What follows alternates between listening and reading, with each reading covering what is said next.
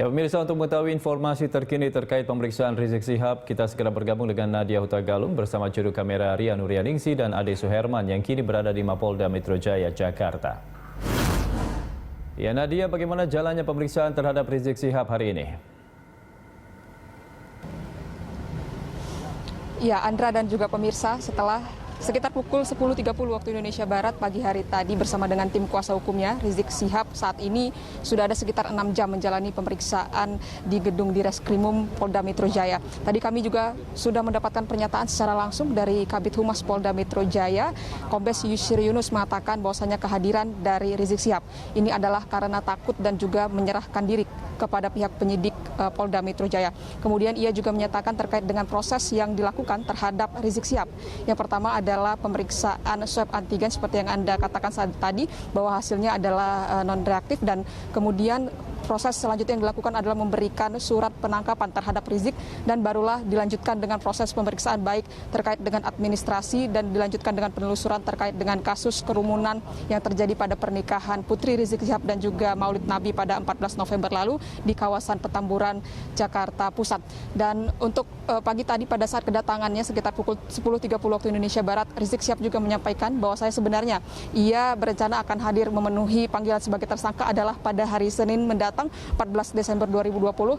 Namun karena memang pihak penyidik meminta agar kedatangannya lebih dipercepat, maka pihak Rizik Syihab pun menurut terkait dengan permintaan daripada penyidik Polda Metro Jaya. Kemudian ia juga menyatakan bahwasanya alasannya tidak datang atau mangkir sebanyak 2 kali ketika berstatus sebagai saksi adalah karena kondisinya yang belum pulih. Namun tadi pada saat kedatangannya ia menyatakan kondisinya saat ini sudah dalam kondisi yang benar-benar sehat.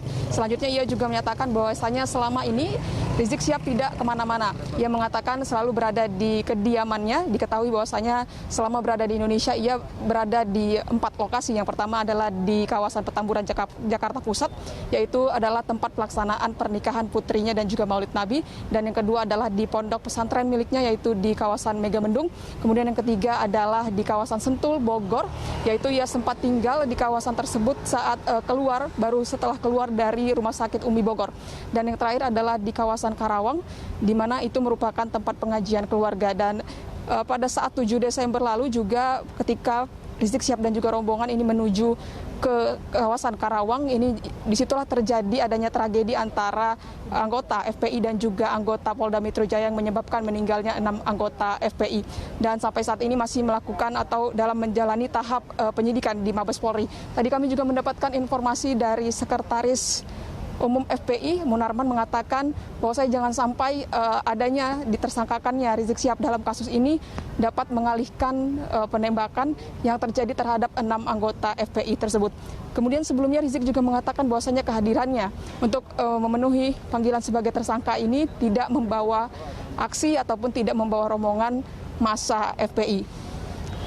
Anda dan juga pemirsa, terkait dengan penanganan ini memang sampai saat ini belum bisa dipastikan. Hal itu tadi berdasarkan informasi dari Kombes Yusri Yunus mengatakan bahwasanya untuk penahanan sendiri ini harus setelah adanya hasil dari pemeriksaan yang sampai saat ini memang masih berlangsung. Sehingga untuk keputusan ditahan atau tidaknya Rizik Syihab ini adalah berdasarkan keputusan dari penyidik, berdasarkan pemeriksaan secara objektif dan juga subjektif. Untuk itu Andra, kami akan mencari tahu terkait dengan apakah hari ini Rizik Syihab akan ditahan atau tidak. Dan selanjutnya informasi juga bahwasanya Kapolda Metro Jaya, Irjen Pol Fadil Imron ini menyatakan bahwasanya ia menindak kasus ini dengan tegas. Alasannya adalah karena kasus ini dapat menimbulkan atau berpotensi menimbulkan adanya korban jiwa. Selain itu ia mengatakan bahwasanya ormas atau organisasi masyarakat ini tidak boleh menempatkan posisinya di atas negara.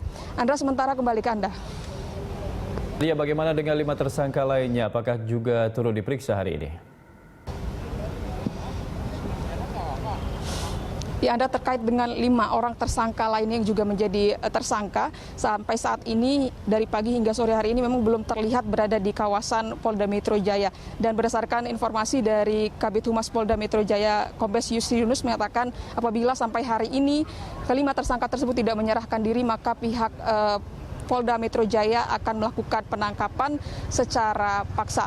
Untuk kelima tersangka tersebut, yang pertama adalah Ketua Panitia Acara yaitu Haris Ubaidillah, kemudian yang kedua adalah Sekretaris Acara yaitu Ali Alwi Alatas, dan yang ketiga adalah penanggung jawab keamanan yaitu Maman Suryadi, kemudian selanjutnya adalah penanggung jawab acara yaitu Sobri Lubis, yang terakhir adalah Ketua Panitia Acara yaitu Habib Idrus. Dan untuk Rizik Syihab sendiri ini disangkakan, maksud kami dijerat dengan pasal 160 tentang menghasut masyarakat untuk melakukan perbuatan pidana, dan ini menyebabkan adanya kedaruratan kesehatan di masyarakat, dan pasal 216 sehingga ini dapat dikenakan dengan ancaman kurungan penjara selama 6 tahun lamanya. Sementara untuk 5 orang tersangka lainnya ini dijerat dengan pasal 93 Undang-Undang Nomor 6 Tahun 2018 dengan ancaman hukuman penjara selama 1 tahun lamanya. Andra, kembali ke Anda di studio.